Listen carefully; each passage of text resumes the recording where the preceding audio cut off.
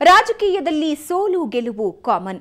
ಒಂದು ಸಾರಿ ಗೆದ್ದವರು ಮತ್ತೊಂದು ಬಾರಿ ಗೆಲ್ತಾರೆ ಅಂತ ಖಚಿತವಾಗಿ ಹೇಳೋದಕ್ಕೆ ಆಗೋದಿಲ್ಲ.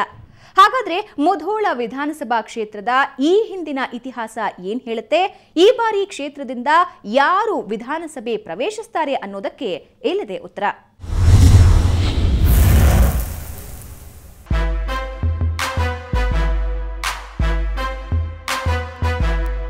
ಬಾಗಲಕೋಟೆ ಜಿಲ್ಲೆಯ ಮುಧೋಳ ಮತಕ್ಷೇತ್ರ ಮೀಸಲು ಮತಕ್ಷೇತ್ರವಾಗಿದ್ದು ಘಟಾನುಘಟಿಗಳ ಸ್ಪರ್ಧೆಯ ಕ್ಷೇತ್ರವಾಗಿ ಪರಿಣಮಿಸಿದೆ.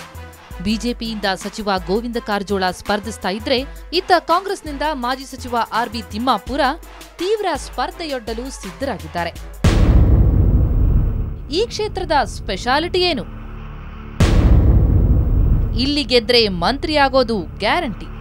ಹೌದು, ಮುಧೋಳ ಕ್ಷೇತ್ರದಲ್ಲಿ ಯಾರೇ ಗೆದ್ರೂ ಅವರು ಸರ್ಕಾರದಲ್ಲಿ ಮಂತ್ರಿಯಾಗ್ತಾರೆ ಅನ್ನೋ ಬಲವಾದ ನಂಬಿಕೆ ಇದೆ. ಕಳೆದ 3-4 ಅವಧಿಗಳಿಂದ ಇಲ್ಲಿನ ಶಾಸಕರು ಮಂತ್ರಿಯಾಗಿದ್ದಾರೆ. ಉದಾಹರಣೆಗೆ ಕಾಂಗ್ರೆಸ್ನಿಂದ ಆರ್.ಬಿ. ತಿಮ್ಮಾಪುರ, ಬಿಜೆಪಿಯಿಂದ ಗೋವಿಂದ ಕಾರಜೋಳ. ಇನ್ನು ಈ ಕ್ಷೇತ್ರದಲ್ಲಿ ಒಮ್ಮೆ ಆಯ್ಕೆಯಾದವರು ಮರು ಅವಧಿಗೆ ಆಯ್ಕೆಯಾಗೋದಿಲ್ಲ ಅನ್ನೋ ಮಾತಿತ್ತು. 1989ರಲ್ಲಿ ತಿಮ್ಮಾಪುರ, 1994ರಲ್ಲಿ ಕಾರಜೋಳ, 1999ರಲ್ಲಿ ಮತ್ತೆ ತಿಮ್ಮಾಪುರ, 2004ರಲ್ಲಿ ಕಾರಜೋಳ ಆಯ್ಕೆಯಾಗಿದ್ರು. ಆದರೆ 2008ರಲ್ಲಿಯೂ ಕಾರಜೋಳರೇ ಆಯ್ಕೆಯಾಗುವ ಮೂಲಕ ಒಮ್ಮೆ ಆಯ್ಕೆಯಾದವರು ಮತ್ತೊಮ್ಮೆ ಆಯ್ಕೆಯಾಗೋದಿಲ್ಲ ಎಂಬ ವಾಡಿಕೆಯನ್ನ ಸುಳ್ಳು ಮಾಡಿದ್ರು. 2004 ಮತ್ತು 2008ರಲ್ಲಿ ಗೆದ್ದಿರುವ ಗೋವಿಂದ ಕಾರಜೋಳರು ಮತ್ತೊಮ್ಮೆ ಗೆದ್ರೆ ಹ್ಯಾಟ್ರಿಕ್ ಕನಸು ನನಸಾಗುತ್ತೆ. ಮುಧೋಳದಲ್ಲಿ ಬಹುತೇಕ ನನ್ನ ಅನಿಸಿಕೆ ಪ್ರಕಾರ ಈ ವಿರೋಧಿಗಳೇನು ಕೆಲವೊಂದು ಕೆಲಸ ಮಾಡಲಾರ್ದ ಜನ ಏನದಾರಲ್ಲ, ಒಮ್ಮೆ ಆರಿಸಿ ಬಂದವ್ರು ಇನ್ನೊಮ್ಮೆ ಆರಿಸಿ ಬರೋಂಗಿಲ್ಲ ಅನ್ನುವಂಥ ಊಹಾಪೋಹಗಳನ್ನ ಏನು ಹೇಳ್ತಿದ್ದಾರಲ್ಲ, ಅದನ್ನ ಈಗಾಗಲೇ ಹೋದ ಸರ್ತಿ ಕಾರಜೋಳ ಸಾಹೇಬರು ಬ್ರೇಕ್ ಮಾಡಿದ್ದಾರೆ. 2ನೇ ಸರ್ತಿನೂ ಆರಿಸಿ ಬಂದಿದ್ದಾರೆ. ಹಾಗೆ ಈ ಸರ್ತಿನೂ ಕಾರಜೋಳ ಸಾಹೇಬರು ಪ್ರಚಂಡ ಬಹುಮತದಿಂದ ಆರಿಸಿ ಬರ್ತಾರೆ. ಅದರಲ್ಲಿ ಧೈರ್ಯ ಏನು ಕಳ್ಕೊಳ್ಳುವಂಥದ್ದು ಯಾರೂ ಇಲ್ಲ. ಇನ್ನು ಈ ಬಾರಿ ಗ್ರಾಮೀಣ ಮಟ್ಟದಿಂದ ಕಾಂಗ್ರೆಸ್ ಪಕ್ಷವನ್ನ ಸಂಘಟಿಸುತ್ತಾ ಪಟ್ಟಣ ಪ್ರದೇಶದಲ್ಲೂ ಬಿಜೆಪಿ ವಿರೋಧಿ ಅಲೆಯನ್ನ ಬಳಸಿಕೊಂಡು ಸಚಿವ ಕಾರಜೋಳರ ಸ್ವಂತ ಕ್ಷೇತ್ರದಲ್ಲೇ ಇತ್ತೀಚೆಗೆ ನಡೆದ ಚುನಾವಣೆಯಲ್ಲಿ ಮುಧೋಳ ಪುರಸಭೆಯಲ್ಲಿ ಕಾಂಗ್ರೆಸ್ ಅನ್ನ ಬಹುಮತ ಗಳಿಸುವಂತೆ ಮಾಡಿ ಯಶಸ್ಸು ಕಂಡಿರುವ ಕೀರ್ತಿ ಮಾಜಿ ಸಚಿವ ಆರ್.ಬಿ. ತಿಮ್ಮಾಪುರ ಅವರದ್ದು. ಮುಧೋಳ ತಾಲೂಕಿನ ಜನ ಪ್ರಬುದ್ಧ ಮತದಾರರು. ಅವರು ಈಗ ಕಂಡುಕೊಂಡಿದ್ದಾರೆ ಏನಂದರೆ, ತಿಮ್ಮಾಪುರ ಅವರು ಸ್ಥಳೀಯ ಅಭ್ಯರ್ಥಿ.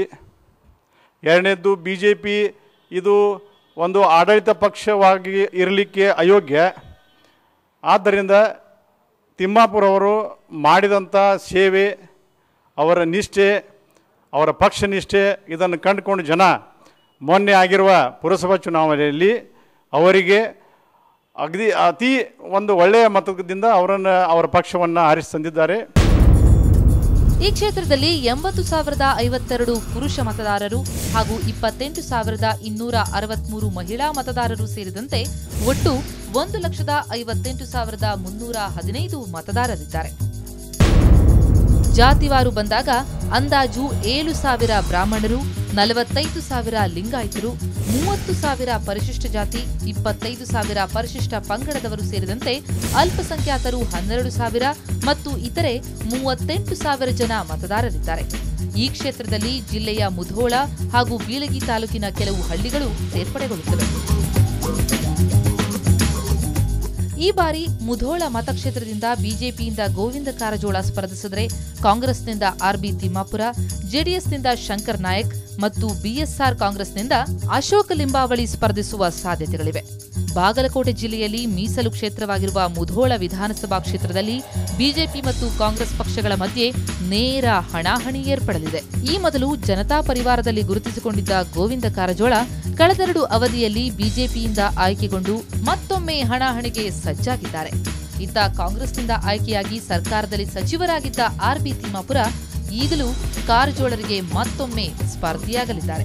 ಮುಧೋಳ ಮತಕ್ಷೇತ್ರದ ಈಗಿರುವಂಥ ಸಚಿವರು ಭ್ರಷ್ಟ ಆಡಳಿತ, ಭ್ರಷ್ಟ ಸರ್ಕಾರ, ಭ್ರಷ್ಟ ಇವರ ಅವ್ಯವಹಾರಗಳನ್ನು ಕಂಡು ಜನ ಈ ಸಲ ಆರ್.ಬಿ. ತಿಮ್ಮಾಪುರ ಅವರನ್ನು ಅತ್ಯಂತ ಬಹುಮತದಿಂದ ಆರಿಸಿಕೊಡಬೇಕಂತ ನಮಗೆ ವಿಶ್ವಾಸತೆ. ಜೆಡಿಎಸ್ನಿಂದ ಶಂಕರ್ ನಾಯಕ್ ಸ್ಪರ್ಧಿಯಾದರೂ ತ್ರಿಕೋನ ಸ್ಪರ್ಧೆ ಏರ್ಪಡದಿದ್ದರೂ ಕೊಂಚ ಪೈಪೋಟಿಯಾಗಲಿದೆ. ಇತ್ತೀಚೆಗೆ ಕಣಕ್ಕಿಳಿಯಲು ಸಜ್ಜಾಗಿರುವ ಕೆಜೆಪಿ ಮತ್ತು ಬಿಎಸ್ಆರ್ ಪಕ್ಷಗಳ ಅಭ್ಯರ್ಥಿಗಳು ಇನ್ನೂ ನಿಖರವಾಗಿಲ್ಲ. ಮೀಸಲು ಕ್ಷೇತ್ರವಾಗಿರೋದ್ರಿಂದ ಸಚಿವ ಅರವಿಂದ ಲಿಂಬಾವಳಿಯವರ ಸಹೋದರ ಅಶೋಕ್ ಲಿಂಬಾವಳಿ ಬಿಎಸ್ಆರ್ ಪಕ್ಷದ ಅಭ್ಯರ್ಥಿಯಾಗಬಹುದೆಂಬ ಮಾತುಗಳು ಕೇಳಿಬಂದಿವೆ.